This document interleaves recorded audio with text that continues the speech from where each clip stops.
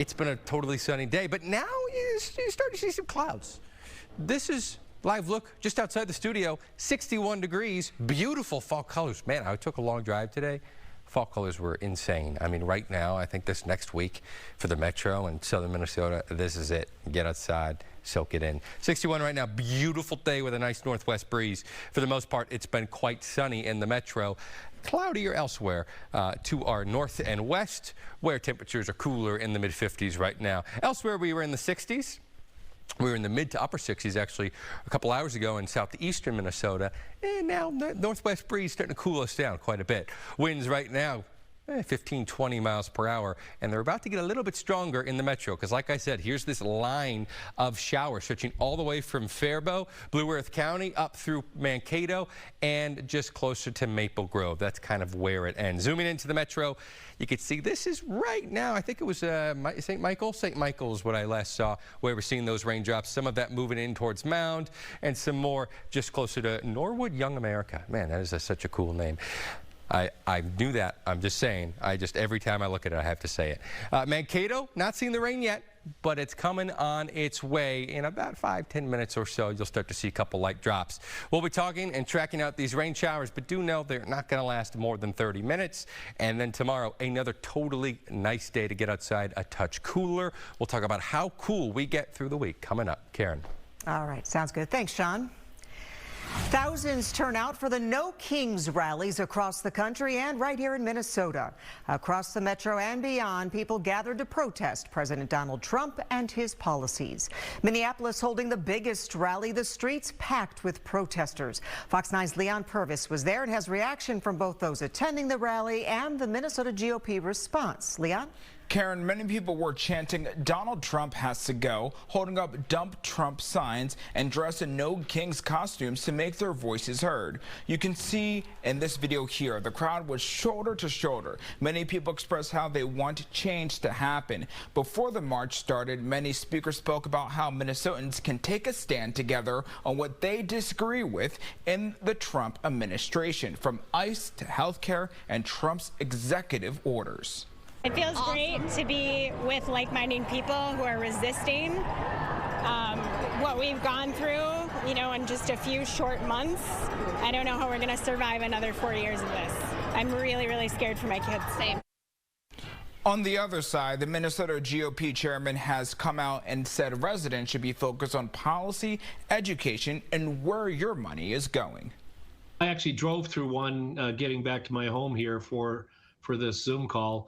Well, my response is the No Kings protests, God bless them for voicing their freedom of speech, but I think it is grossly misguided.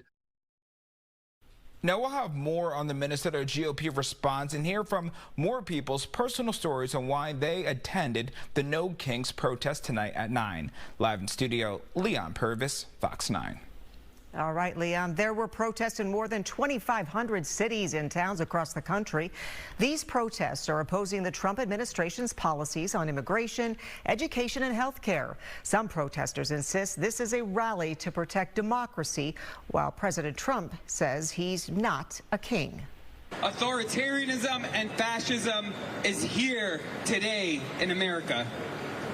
And it is critical that every New Yorker and every single person who calls this country home stands up and fights back. They're referring to me as a king. I'm not a king. Right. Coming up at 5:30, we'll have reactions from Washington lawmakers on today's rallies. Some lawmakers say today is about defending democracy. Others say it's an excuse to hate America.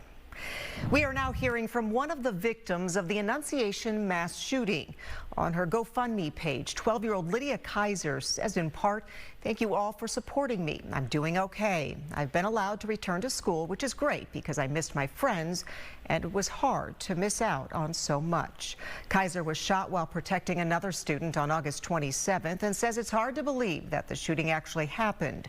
She says her hair is starting to grow back and she hopes it is fully grown before she starts high school.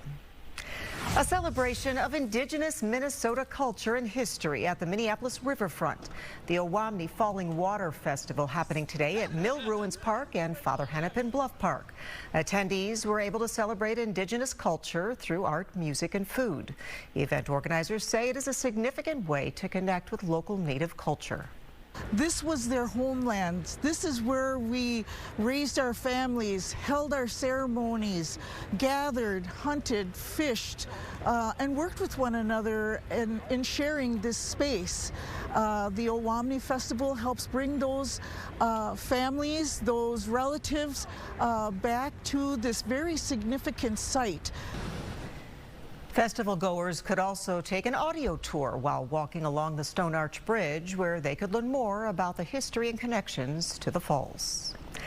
A little bit of Hollywood has come to the Twin Cities. The 16th Twin Cities Film Festival is underway, and there is a whole week of screenings and events left to check out.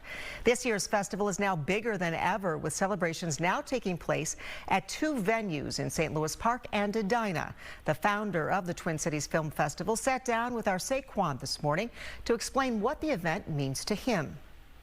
It's family. Yeah. You know, you get to see your long lost buddies. You get to see the individuals who have supported you for years. And for me, every single person, I'm the founder, right? So I've seen this thing grow into such a community aspect, of community forwarded festival. It's beyond my wildest dreams. The Twin Cities Film Fest continues to run until next Sunday. For ticket information, check out our website, fox9.com. Well, after meeting with Ukrainian President Vladimir Zelensky at the White House Friday, President Trump is now calling on Kyiv and Moscow to stop where they are and end the war. Fox's Connor Hansen has more from New York. Vladimir Zelensky's White House meeting with President Trump does not seem to have yielded exactly what he wanted. The Ukrainian president has been asking President Trump for Tomahawk missiles, capable of devastating strikes deep behind Russian lines. For now, that does not seem likely, despite Zelensky offering up Ukrainian drones in return. President Trump is calling for an end to the bloodshed. You stop at the battle line, and both sides should go home, go to their families, stop the killing, and that should be it. He's right. President is right, and we have to stop where we are. Following a call with Putin Thursday, President Trump said he plans to meet with the Russian leader in Budapest soon. It's unclear if Zelensky would join them. I'm the mediator, President. If the fighting were to stop, Zelensky says he wants U.S.-backed security guarantees. The biggest sticking point would be where the lines are drawn. I think that President understands that the most difficult questions will be in any kind of negotiations, in any format of negotiations, will be the territory of, it's a pity, but the territory of Ukraine. Since Trump's last meeting with Putin in Alaska, Russia has continued an intense bombardment of Ukraine. The U.S. has threatened imposing new sanctions on Russia, but so far has held off. President Trump says senior officials from the U.S. and Russia, including Secretary of State Marco Rubio, will begin meeting next week. In New York, Connor Hansen, Fox News.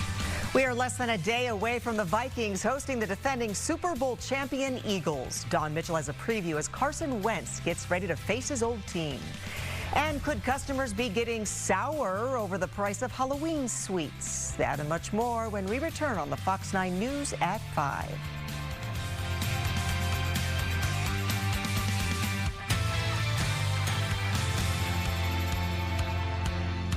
Fox Local is Fox 9. Download the new app on your phone today.